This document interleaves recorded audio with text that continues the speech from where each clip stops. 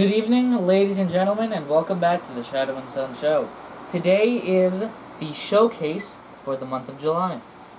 That's right, folks. Welcome back to the Sunday Show-Off Show, where we're going to show off all the crafts that we did this month. It was a little bit of a light month because little guy had, summer school. That's an awful excuse. But it is true. No, it's not. Yeah, kind of. Okay, yes, but when I had school... When I had school, this wasn't happening. Therefore, it's an awful excuse. Well, because this was less of that. Okay, well, anyways, let's start with the first craft of the month, which was the battering ram. The wheel should roll 0 out of 10. The curse. It wouldn't even be that difficult. Just put a ring here, wheel here, boom, wheel move. Not too difficult. Our former curse of working with craft sticks and stir sticks and things like that seems to have been broken. This came out pretty nice. It gives everything you need to know. It's a battering ram. Well, aside from... Yeah, it wasn't meant to be functional. This is how they're supposed to work. I didn't know exactly how... Hey, will you knock it off? How they worked precisely. We could have bought a model kit of a battering ram similar to the ballista that we used to learn how to make a ballista, which you'll see in just a moment. But for the most part, it looks nice. It does what it needs to do, and should we ever have a siege warfare game, we've got at least one. They're pretty easy to make. We could make another one if we needed to. Let's move on to the next one, which was the Roman ruins, which is several pieces, so we're going to have to show them one piece at a time. Which one would you wish to show first? It doesn't matter. Anything but the statue.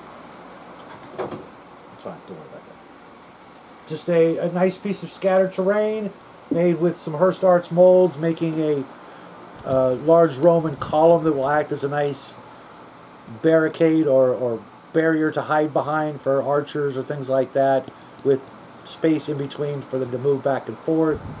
All in all, it was really easy, and the blue stuff was really, really helpful in this whole project to take dental stone and make castings of existing Roman columns from wedding cakes and then break them up into smaller pieces. It really worked out pretty nicely.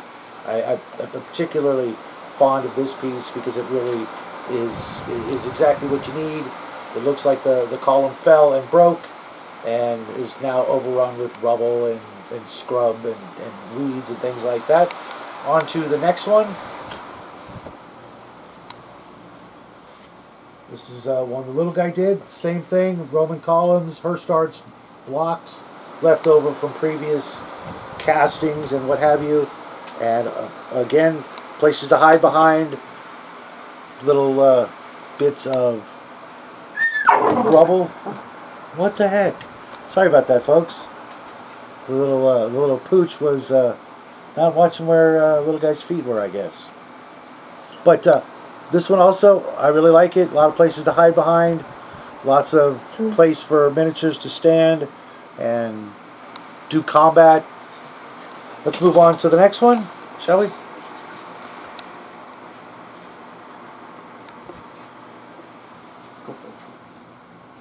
Well, as long as he's not biting the floor, I'm okay. Yeah.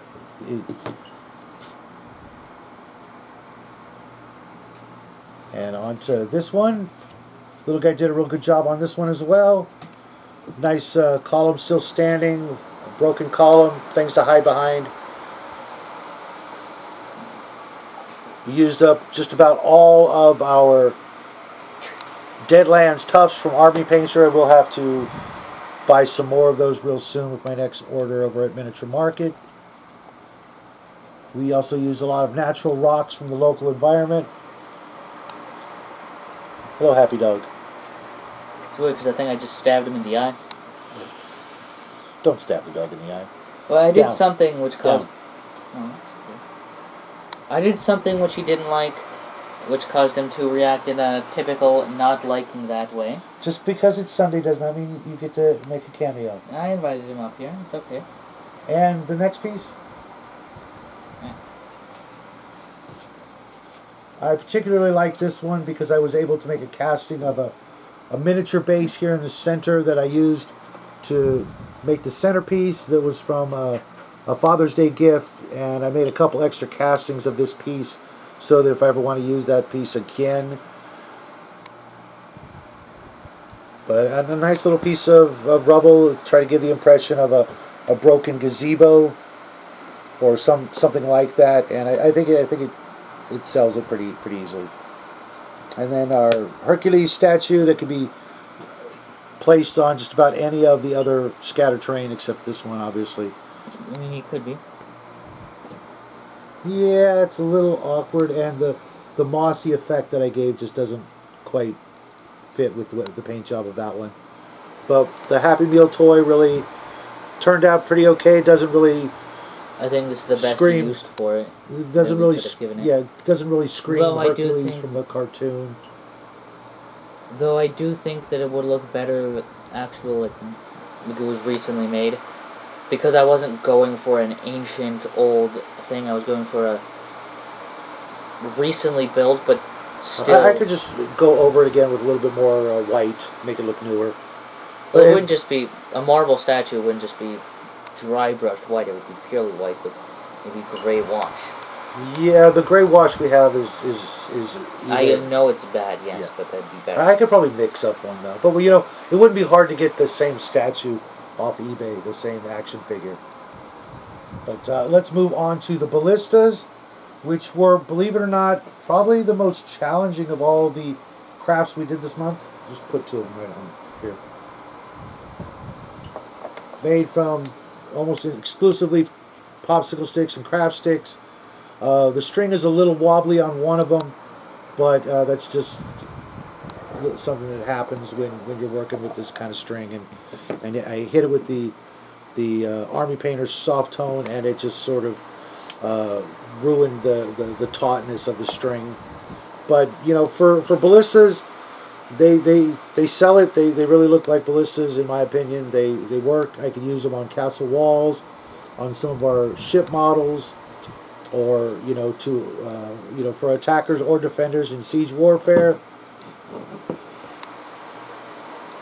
And next thing you know, we'll be making a Hwacha. And yeah, I know, right? That would be awesome. That would be. But you know, for literally almost free, they literally cost us nothing but the milliput, which was probably the most expensive ingredient, and even then, which we didn't actually have to buy because everybody should already own one of those. Yeah, and you should always have. We've got one box left, and I'm going to need to get. You should always have some milliput on you, just as you should always have some not toothpicks. The toothpick says, yeah, you should have those. Toothpicks, craft sticks, nice. XPS foam, styrofoam, foam board. That's why I don't consider them to be costs of these, because everybody who watches this should already own those, especially if you're considering making one of these. Right. Shall we go on to the Dragons of the Month? Which one first? Mine. Alright. And why would that be? No, just because I like yours better. I like yours better. Well, thank you. That was a lie. Okay, you know what? Let's get the light on him. Just because he's so dark. But I went with a different paint scheme this time than the typical. I was actually kind of expecting you to... That's weird. You can keep it. I was actually kind of expecting you to go with the green and purple, and I almost kind of wish that you had done that. Right. I really like the mouth. The mouth turned out really good. The Citadel Tesseract Glow was a lot of fun to work with for the green. I'm surprised you didn't put on any neon green. Yeah, you know, I thought about that, but it would have overpowered the Tesseract. And the Tesseract does have kind of a really nice... If you would have watered it down, and even if you didn't, it wouldn't have done that. Right, you know, we probably need to... should have put on some blue, some neon blue on the blue, and some neon purple on the purple. Yeah, maybe I could go back and do that. You should. But that's the first one. Now let's bring out yours. Here, just give it to me. We'll set it up here. I wish there was something I could throw. I want the light just to light him up a little. He went with a wasp or bee. A wasp specifically. Pattern. The patterns on the... Whoa. What? I didn't notice that you were doing that. The patterns on the back of the tail are specifically inspired by patterns that you typically see on the back of wasps. It definitely, I was not expecting this for his color Which choice. doesn't make any sense because not only did I tell him that I was going to do this if I ever were to do this again, but also I've been talking about this for a long time, ever since we did the original one. Right, but when you all first that told me, time it ago. was. Yes, it was a long time ago. No, it was just a weird choice. No, it was. I told you pretty much as soon as we were done with the first one that I wanted to do this. It shouldn't have been a surprise to you because I told you a year ago that I wanted to do this. Well, I'm old and I forget things. I probably said bee, not wasp, but someone like you would probably think that's the exact same thing. I'm not going to get someone insist. Wait, I just realized. So there you have it, folks. That's what we did this month for the last part of summer vacation. We've got a little tiny bit of summer vacation left before the little guy has to go back to school. Week. And then we will be getting into our August, which is going to be a very special month. Hopefully, if everything turns out just right, we will have a whole lot of new things to do and new things to show you guys.